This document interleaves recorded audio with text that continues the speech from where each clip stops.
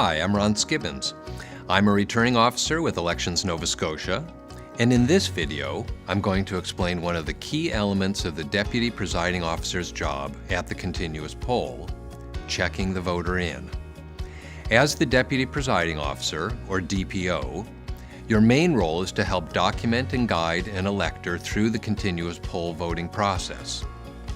In this video, I will explain the steps you will follow as you check the elector in when they arrive at your poll. Before the poll opens, you should have logged into the Election Management System, or EMS, in order to be ready to receive electors. Greet the elector when they arrive at your table. Be friendly, but stay professional. Electors are likely to arrive with a voter information card, a VIC, or a letter of confirmation, which serves a similar purpose. You will use these documents to locate the elector in the EMS. Here's how. First, scan the barcode located on the elector's voter information card, VIC, or their letter of confirmation to bring up the elector in EMS. Then, ask the elector to state their name and civic address and to show you some identification. You will be given a copy of this list, which tells you what types of ID are acceptable.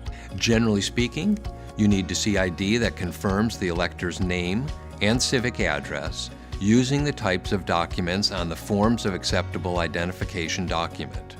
If a voter doesn't have ID, they'll need to sign a declaration under oath stating who they are and where they live in order to be able to vote. If the voter does not have a VIC or letter of confirmation, you'll need to manually search for the elector in EMS by going to the Electors and Addresses menu, selecting Maintain Electors, and conduct a search using the elector's name or address. If you can't find the elector in EMS, you must add him or her to the list through EMS.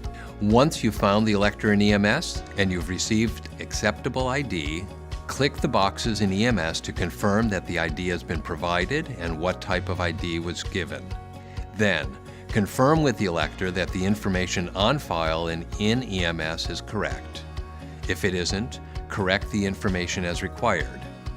Once the information is correct, click Save to complete the registration process for this elector. On occasion, when you check the elector's voting status in EMS, it might look like an elector has previously voted during the election. If this happens, refer to your handbook and follow the instructions you find there. Now that you have finished registering this elector and saved their information in EMS, a pop-up message will appear instructing you to print a Certificate to Vote, CTV, Form 540, for that elector. Follow the on-screen instructions.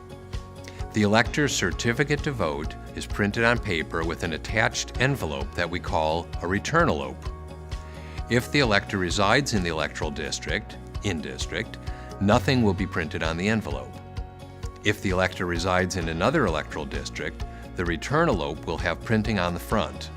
It will say a ballot transfer envelope and the elector's home district name, so the ballot gets counted in the right electoral district. Have the elector check the information on the certificate to vote and then sign and date the declaration on the form. If the information is correct and the elector has signed and dated the certificate to vote, you will sign the form as the issuing election officer, return to EMS to log your progress of having registered the voter by following the on-screen instructions. Hand the certificate to vote to the elector and direct them to the presiding officer to cast their ballot. Do not detach the envelope.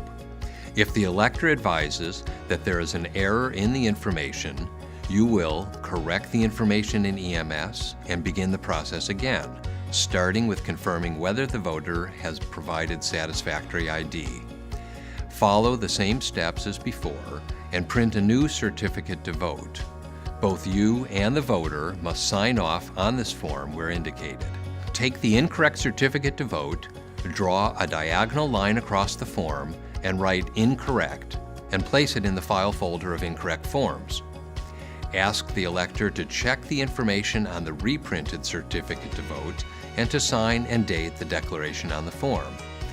Once the voter has their certificate to vote, they're ready to proceed to the presiding officer to cast their vote. Keep any of the VICs or letters of confirmation presented to you and place them in a voting document record box, the VDR box, provided.